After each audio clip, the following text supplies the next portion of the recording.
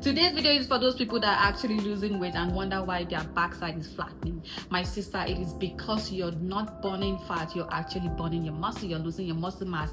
But you know what? The good news is that in today's video, I'm going to be showing you how to effectively burn fat without flattening your curves. So without further ado, let's get right into it. Alright, so let's start off with knocking down the biggest misconception, that you need to cut your calories too low in order to lose fat. Now, what I've seen most women that I've coached so far in terms of the mistakes that they've made before I stepped in is that they're cutting calories too low, they're not lifting heavy enough, and at the same time they're not eating enough protein. Especially for my Nigerian mamas, I don't know why we love our carbs. Nigerians, we love our carbs, but we don't love our protein, and yet we wonder why our backside, our glutes are flattened. The goal for us during our weight loss journey is for us to lose fat and not lose our glutes. We don't want them backside to flattening. We want to make sure that we're retaining our muscle, which is muscle retention, but at the same time eating in calorie deficit with enough protein. I can't stress that.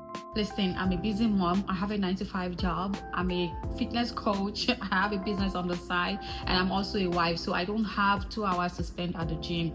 I just don't have it. Even if I have it, maybe I've misplaced it because I can't find it. So, which is why everything that I share here today is going to be built around time effectiveness, but at the same time, you're going to be seeing results if you follow them diligently. And this is the same method that I apply to the women I coach. So starting off with the number one tip, this one is just golden. This one I cannot stress enough. You have to be lifting more heavy at the gym. Now there's this, or gym or home or wherever you work out, there's this biggest misconception amongst women mostly, that when you lift heavy you become masculine. No. The thing is that fitness is an art. The way you go about it, if you're working your upper body more, or you're lifting more heavy on your upper body days, trust me, you're going to start looking more masculine. That's just how it is. So the secret there is that on your heavy day, which is your glute day, I'm going to get to that later on in the video, is that you lift more heavier. You lift more heavy when you're doing your lower body day and lighter when you're doing your upper body day. That is how you get that figure 8 shape. You're toning your upper body, but at the same time you're building your lower body, which gives you that curve. So please and please, you need to start lifting more heavy. When you're lifting heavy during your lower body day, you want to focus on progressive overload. So let's just say today is your first day lifting weights. You want to start off with, I don't know, maybe 5 pounds, which is the smallest. But at the same time, like when you progress week after week, you want to be upping it by 5 pounds. So which means next week you're lifting 10 pounds.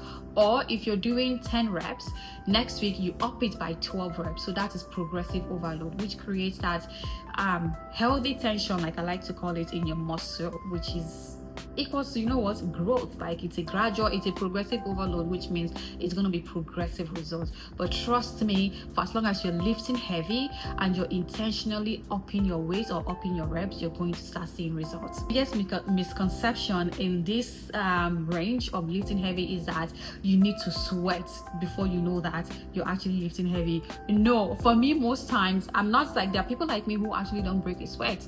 Like I don't sweat easily, but it doesn't mean that I'm not working my glutes. So the most important thing is that you're feeling that healthy tension in your muscle. So if you're doing hip thrusts, for example, you want to make sure that maybe your last 2 reps, your glutes are literally, you can feel them tearing apart. Maybe that's extreme, but I hope this kind of like give you the sense, or kind of like passes across what I'm trying to say here, is that your last 2 reps should feel a bit more of it should feel a bit more difficult. You should push through your last 2 reps. That's what I'm trying to say. So lifting heavy doesn't mean that you have to sweat. You don't have to sweat. Lifting heavy isn't equals to sweating. And now number 2, this one most women are guilty of it: starving yourself. Losing weight or trying to lose that stubborn belly fat does not mean that you need to starve yourself. Starving yourself equals to a fast route to losing your curves. That's why you see some people, when they lose, you know, during their weight loss journey, when they are losing weight, they start looking like they're sick because they look too thin. That's because like they are just practically starving themselves, or eating at a very, very minimal or taking in a very minimal calorie that is enough to even maintain them through the day. So the secret there is that in your plate, when you're eating, you want to make sure that you're aiming for between 0 to 7 to 1 grams of protein per pound of your body weight. So if you're 67 pounds, you want to be eating at least 1 gram per 67 pounds, if that makes sense. So please make sure that you're prioritizing protein, you're eating healthy. So if your maintenance calorie for the day is 2000 calories, let's say for example, and you want to go into calorie deficit, which means you want to start losing weight, you want to aim for maybe between 300 to 500 lesser than 2000, which means instead of eating 2000 calories per day, you're eating below your maintenance calories, which is equals to 1700 or 1500, depending on how aggressive you want to take it.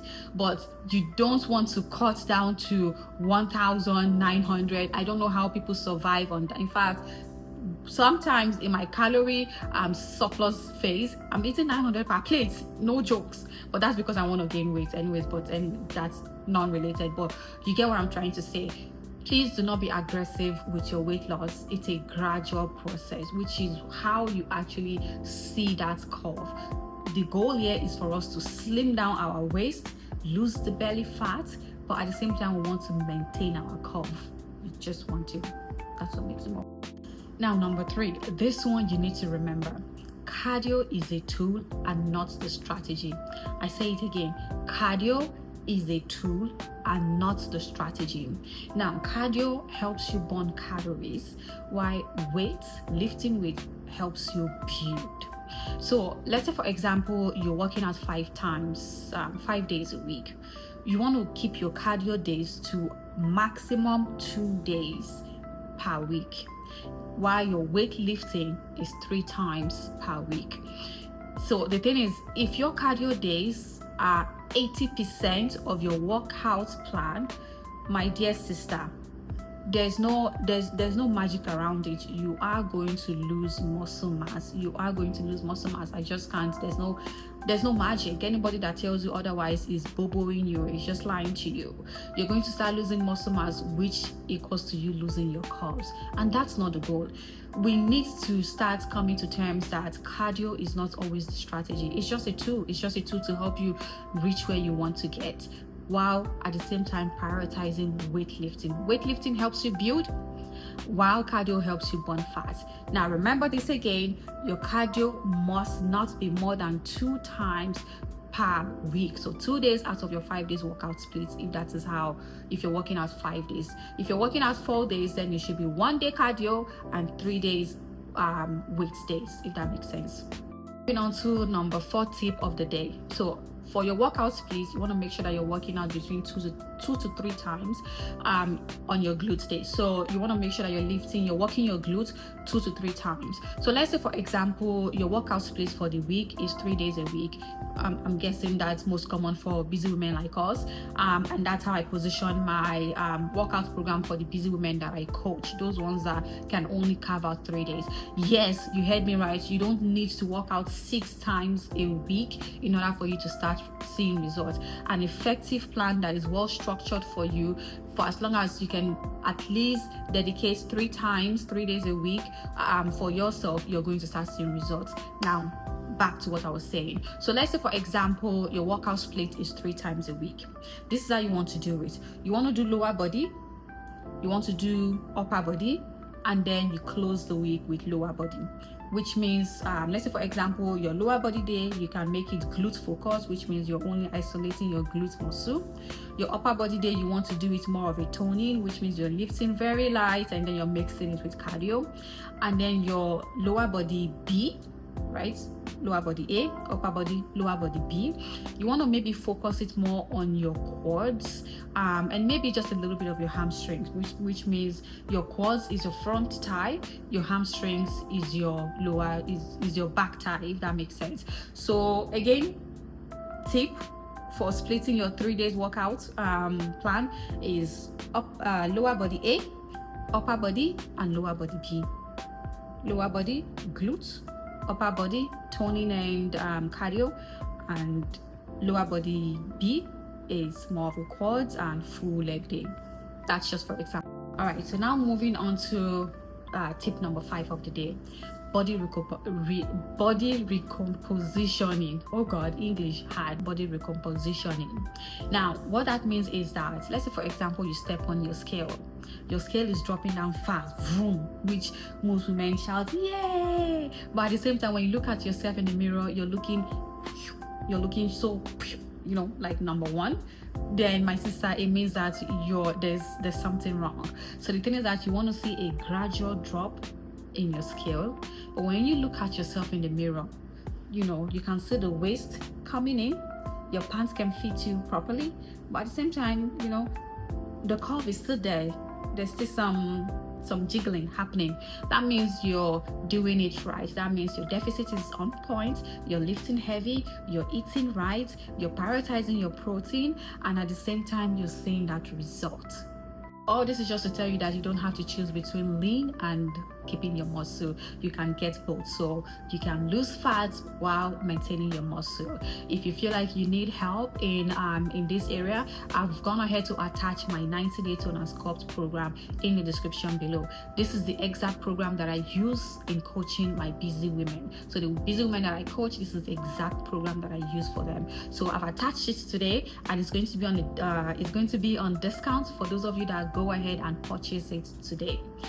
If you haven't subscribed to my channel yet, I don't know what you're waiting for. Please support your girlie. Go ahead and hit that subscribe button, leave a comment below, and I'll see you next in my video.